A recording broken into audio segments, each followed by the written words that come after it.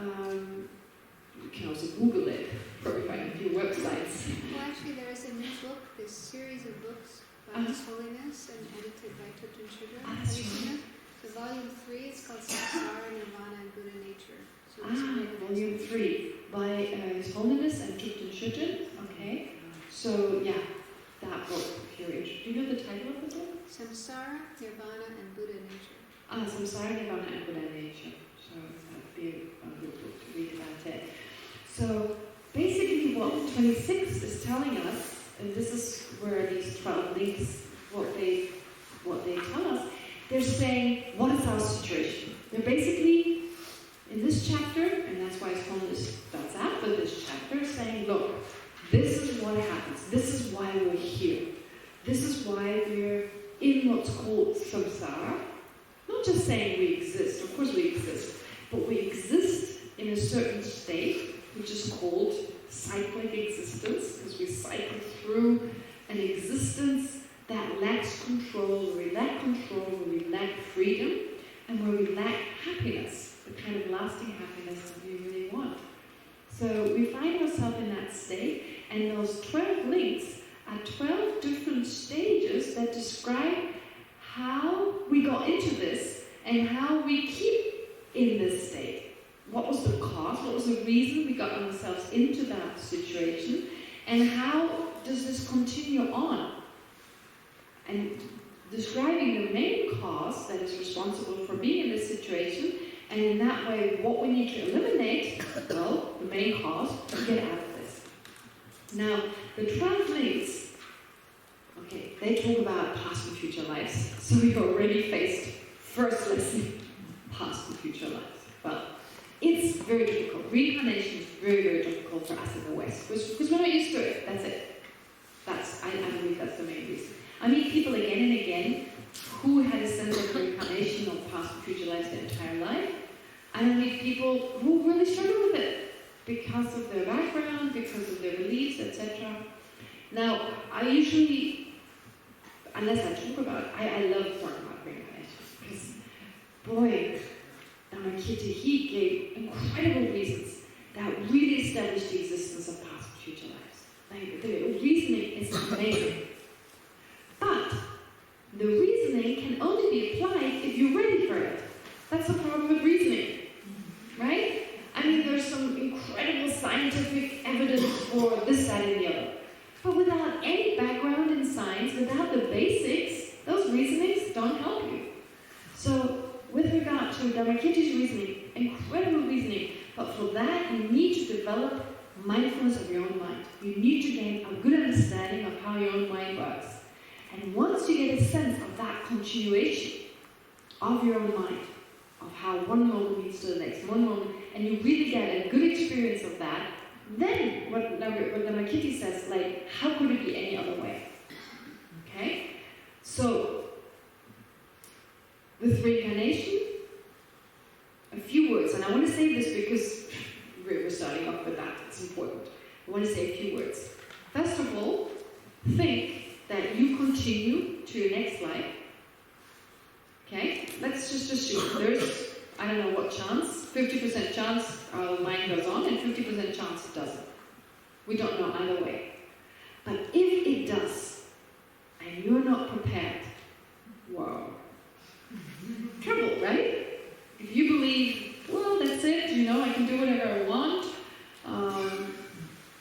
and then you continue on, and whatever actions you've accumulated will have consequences in the future, wow, that's the moment to have real regret once you figure it out. So there is a possibility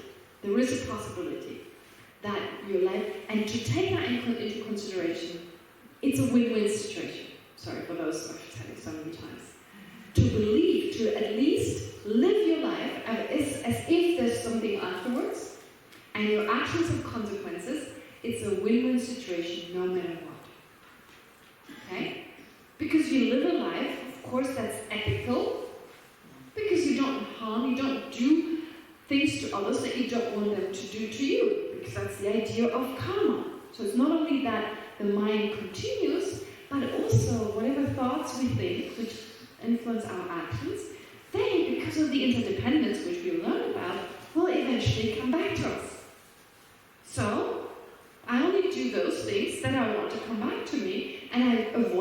things that I don't want to come back to me.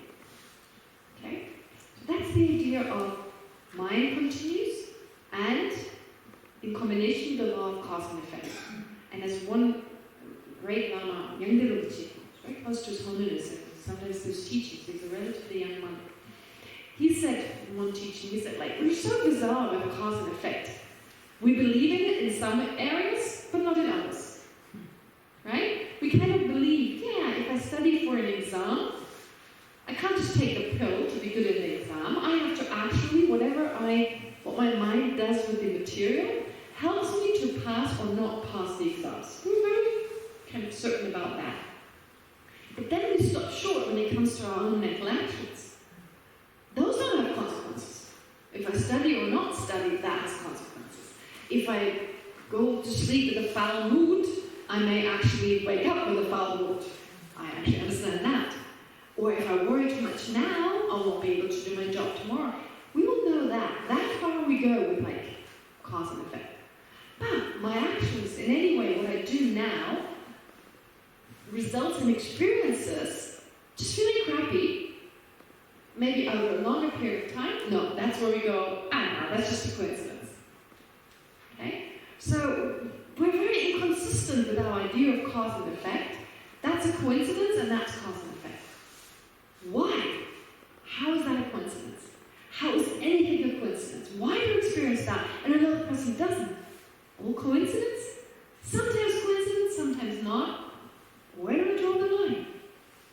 So, from a Buddhist point of view, every experience we have is because of something we've done in the past. Every thought we think has a consequence, has a result. And actually, if you think about your entire life, just starting from the moment you are aware of awareness to the last moment of awareness, you can get a sense of a continuum. One moment to the next, to the next, to the next. There's a continuation, right? You can go back. Thoughts you had when you were 7 resulted in thoughts that you had when you were 14. Thoughts that you had when you were 18. So you see this continuum. Okay? There's a continuum. But the first moment, that had no formal moment. That was the first moment. Right? I'm kind of very decisive about that. Yes, it's all been a continuum until the moment I die, but just not the first moment. No, that just kind of came into existence and I don't know how. Right? From the brain. Somehow my brain, which is totally physical, made something totally non-physical. But it stopped doing it now, right? There's definitely one moment giving rise to the next. I don't need my brain to make new minds all the time. Well, I may even believe that. So that's a contradiction. Either my mind, my brain, could make this new mind, or it comes from a former moment. Right? Is the former moment, is that giving rise to my moment now? Or is the brain spitting out unrelated moments? Come on. Right? So actually our consciousness is a continuum that has neither a beginning nor an end. It's just an experiencing entity that goes on throughout our entire life, even when you're asleep. So just because you don't remember, that's not a good reason for saying it wasn't there. Right? I mean, I don't remember when I was a baby. Pretty sure I had a mind then. Okay? And so, the mind cannot be destroyed, has no beginning, so it must have been there before. So it came from an existence before and it continued to an existence afterwards. Just as physical things, they're also just a continuum. They keep changing within themselves, but they can never go out of existence. Something physical can never go out of existence. And something non-physical, such as the mind, which depends on physical aspects, no question about that, but it's not identical with something physical. Just depends on it. Just as two sticks lean on each other, but the left stick is not the right, and the right is not the left, and still they depend on each other. So our mind depends on our brain. To have the mind right now, a human mind, yeah, no question about that, but it's not the same as the brain. It's an experiencing entity that existed before, and it exists afterwards. And that explains a lot of things that previously, without this, cannot be explained. So, this is just a tiny taste of past and future lives. It's just, crash explanation, crash course. But, if you really get into it, especially if you study the second chapter of the Pramanavartika, it makes so much sense. Okay? Now, going back to this script. just allow this possibility. And so the question is, how do we get into this mess? I mean, like, assuming that we recognize our life is far from ideal. Because we experience things we don't want. Simple as that. Right? All the time we experience things we don't want. It's dissatisfactory. Okay? There are times when things go right, but so many times when they don't go right. And basically, there's always a sense of dissatisfaction. We're never really satisfied. Never really. If we had like a fairy, like a wish-fulfilling jewel or something, we'd always have a wish left, right? We'd always be like, oh yeah, I've got one more thing. It's not like the fairy comes up to you and says like, no, that doesn't happen, I don't think so. We always have something we still want. So we experience what is called a dissatisfactory mode of existence, or a dissatisfactory existence, which is just another word for suffering. Right? Because it's a kind of suffering. It's a kind of a state we don't want to be in. We want to be satisfied when we try to fulfill these wishes. So, therefore, we're in a state right now in which our mind should not be. Doesn't have to be, and shouldn't be, because it's not natural. It's not from... That's why the Buddha taught. He's saying, wow, you've got a mind which got everything to experience the satisfactory state. It's got all the ingredients right there. You don't need anything from the outside. You've got this amazing mind. But because of our exaggerated view of seeing reality, of perceiving reality, our mind manifests in the form of emotions that harm us. But we only need to just repair that misperception, and then naturally these emotions will naturally subside, and in that place we'll experience love, happiness, satisfaction, etc. But how do we get there? And the 12 links describe that. And what do the 12 links do? They describe the root cause.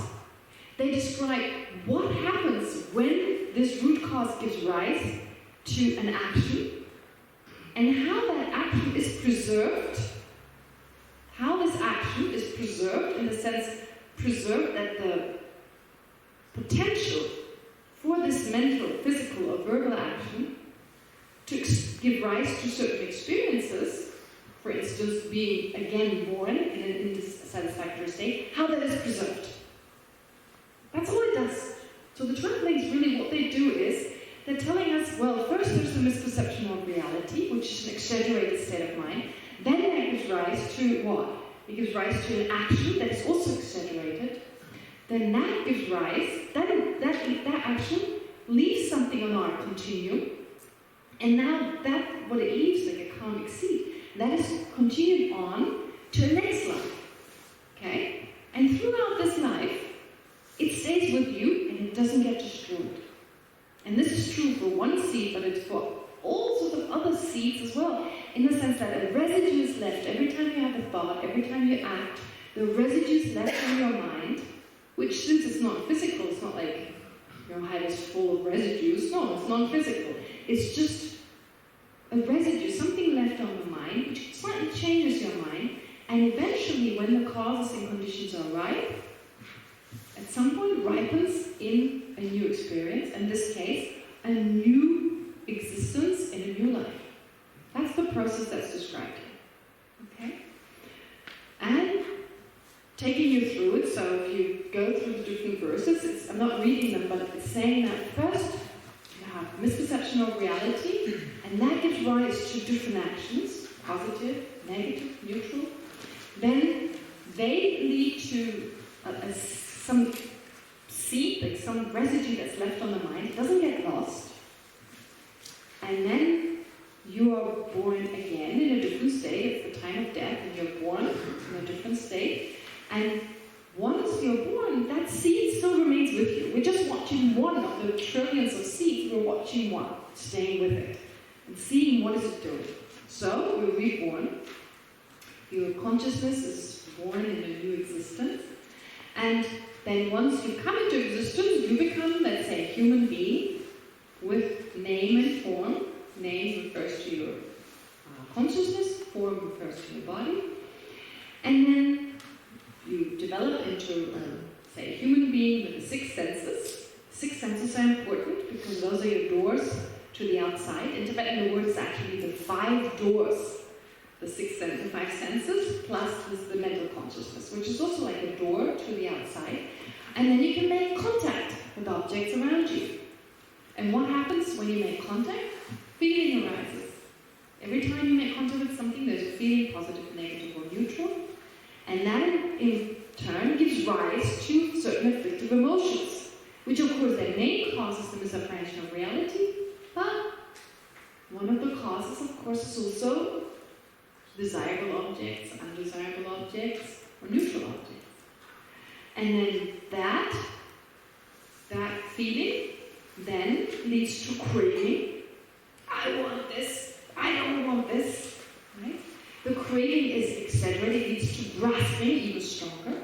And if that happens at the time of your death, the previous seed now, if it's a kind of seed that can actually throw you into new existence, it ripens, and as a result, you reborn.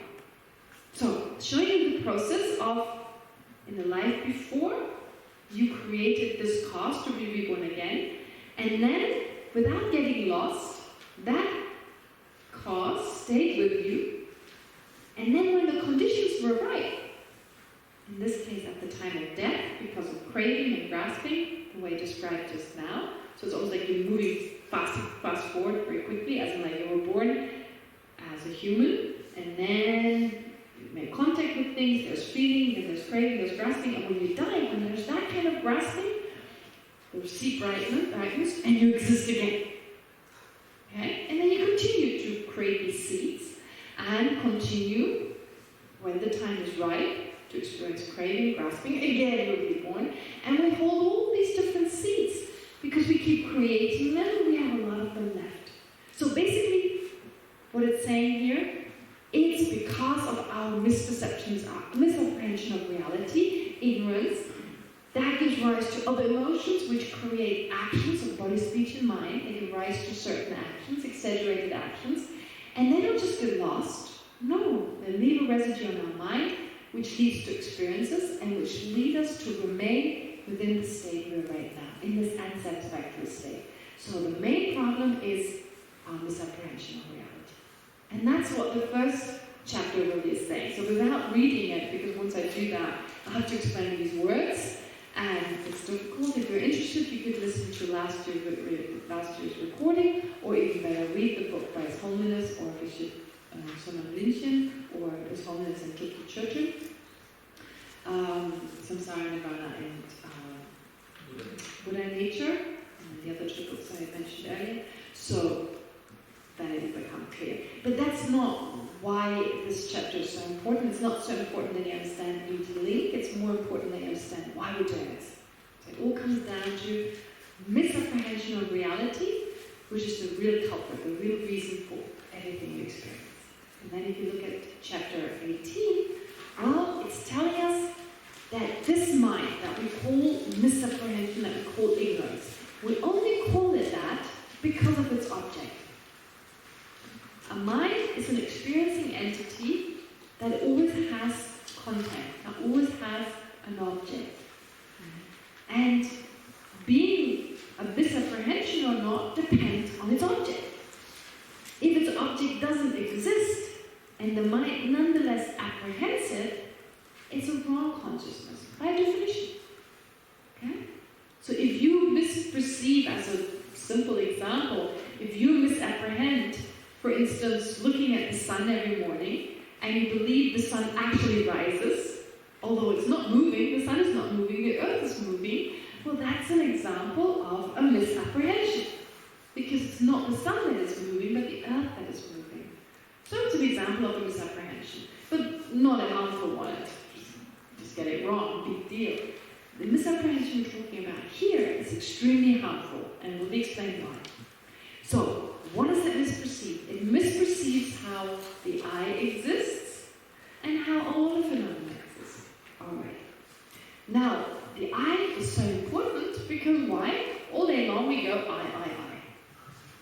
Right? We're slaves to our own I. As one of my teachers once said, he once said, if we did for another person what we do for the I, without pain, he said we wouldn't do it longer than 2 weeks.